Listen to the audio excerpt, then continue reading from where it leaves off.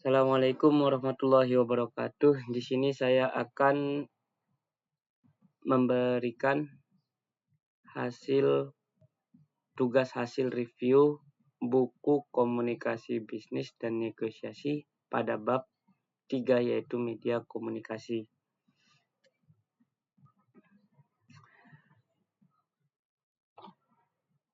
Perkembangan teknologi informasi. Sejarah menunjukkan bahwa komunikasi dan informasi selalu menjadi kunci dalam membangun kekuasaan dan perubahan sosial.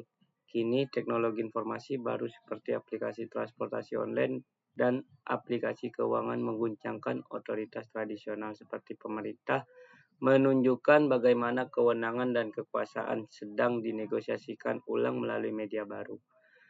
Kemajuan teknologi digital yang didukung oleh internet telah membawa perubahan besar dalam komunikasi dari telepon seluler hingga komunikasi luar angkasa dan kemiliteran. Berbagai alat komunikasi berteknologi digital telah muncul seperti telepon pintar misalnya, memungkinkan komunikasi lebih cepat dan mudah meskipun awalnya mahal dan terbatas pada beberapa orang.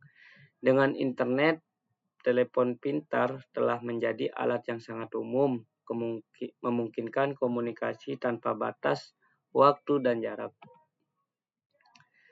Teknologi digital juga telah mengubah cara kita berinteraksi sosial melalui media sosial, di mana komunikasi dilakukan melalui teks, gambar, dan video.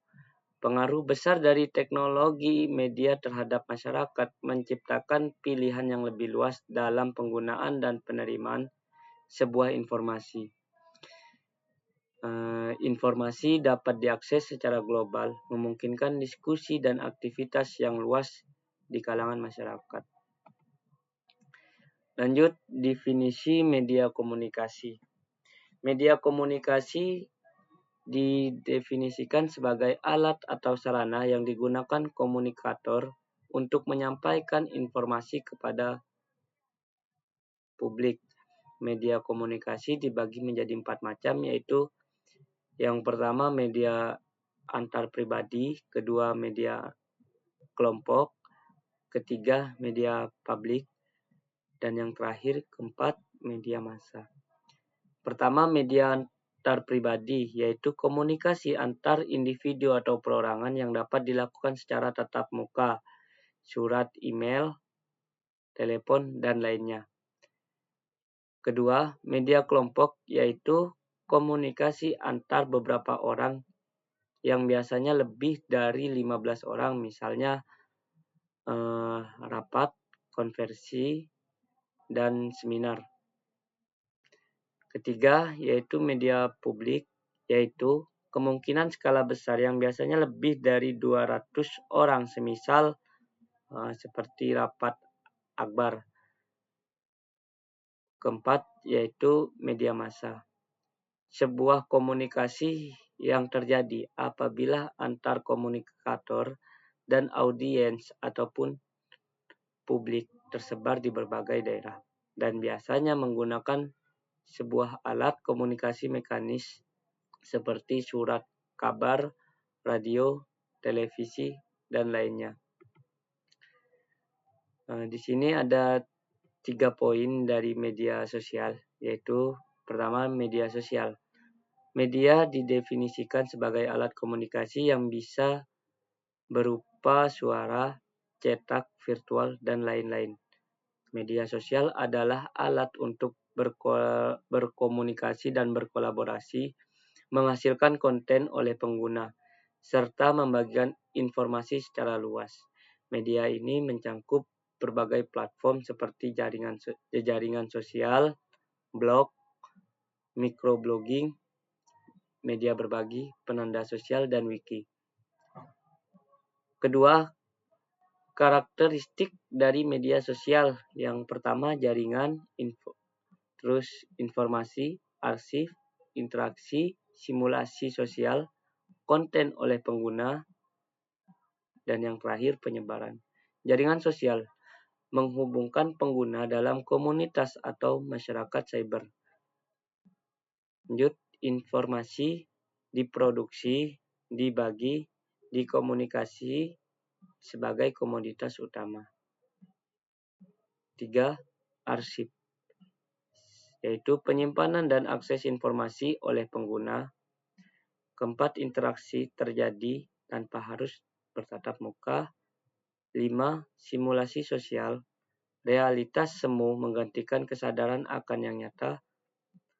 6. Konten oleh pengguna. Pengguna yaitu memproduksi dan bertanggung jawab atas konten mereka. Terakhir, penyebaran atau sharing. Informasi disebar ke seluruh dunia. Poin ketiga ya dari media sosial yaitu ragam media. Di sini ada beberapa poin, ada 6 poin. Itu yang pertama, social networking. Platform untuk berbagi dan berinteraksi seperti halnya Facebook. Kedua, blog, yaitu situs web untuk menulis dan membagikan sebuah konten. Ketiga, microblogging, yaitu menyediakan kapasitas terbatas untuk menulis seperti halnya Twitter. Keempat, media sharing, yakni berbagi konten seperti video dan audio. Contoh lain seperti halnya sebuah YouTube dan TikTok bisa.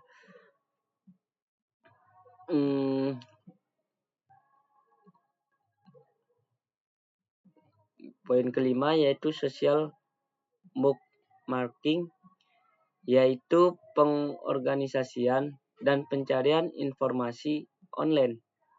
Dan yang terakhir, yang keenam, yaitu wiki.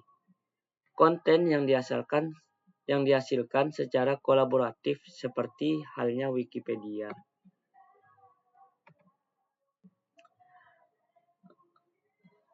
Lanjut, media elektronik. Media elektronik adalah alat elektronik yang merupakan alat yang cara bekerjanya beralasan pada prinsip elektronik serta elektromagnetis. Alat elektronik mengantarkan sebuah informasi dengan metode mengumumkan suara serta menampilkan gambar dengan cara menunjukkan terbentuknya suatu insiden. Nah, dari media elektronik ini ada beberapa jenis. Yang pertama yaitu televisi, mengirim gambar dan suara melalui gelombang elektromagnetik atau kabel.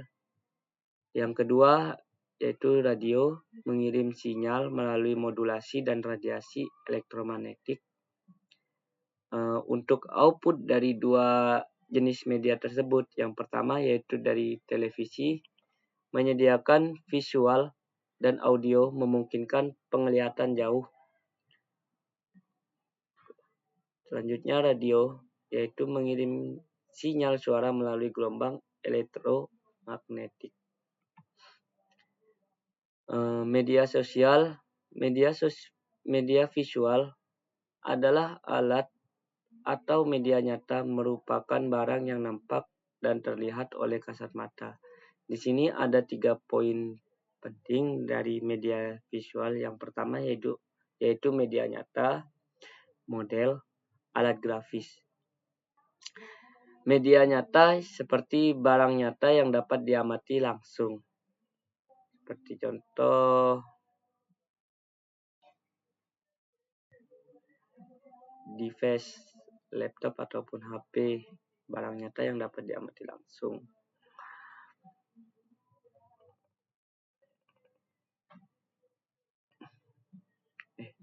Media nyata, barang nyata yang dapat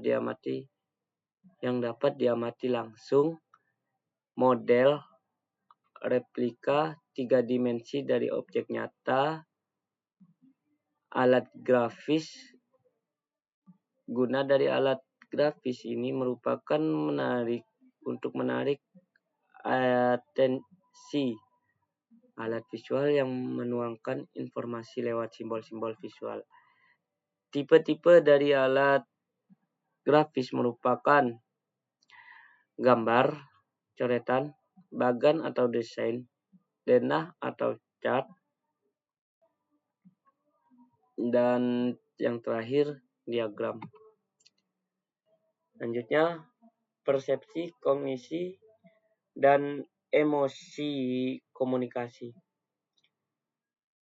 Pengertian persepsi. Persepsi adalah cara individu menerima dan menginterpretasikan pola dorongan dari lingkungan sekitar melalui proses kognitif seperti halnya ingatan dan asumsi. Pengertian kognisi. Kognisi atau kesadaran melibatkan pandangan yang mencangkup kerangka baik, atensi, sasaran, dan perspektif untuk memastikan pemahaman yang benar dan menghindari kesalahpahaman selama proses negosiasi. Nah, di dalam kognisi itu ada bias kognitif. Bias kognitif dalam kognisi adalah kesalahan yang terjadi dalam proses negosiasi karena penafsiran yang tidak tepat terhadap informasi yang diterima selama proses negosiasi berlangsung. Hal ini dapat menghambat proses negosiasi dengan membatasi cara berpikir dan mengambil keputusan berdasarkan informasi yang salah atau tidak akurat. Selanjutnya, yang terakhir, pengertian emosi komunikasi. Emosi komunikasi melibatkan ekspresi mimik muka emosional yang diinstruksikan melalui simbol-simbol komunikasi, baik lisan maupun non-lisan, yang dapat mempengaruhi tindakan, sikap, dan interaksi antar individu. Nah, mungkin seperti itu hasil review saya pada matkul pada mata kuliah komunikasi bisnis dan teknis yang diampu oleh dosen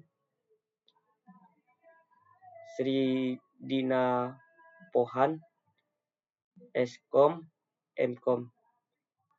Kurang lebihnya mohon maaf. Wallahul muwaffiq ila aqwamit thoriq. Wassalamualaikum warahmatullahi wabarakatuh.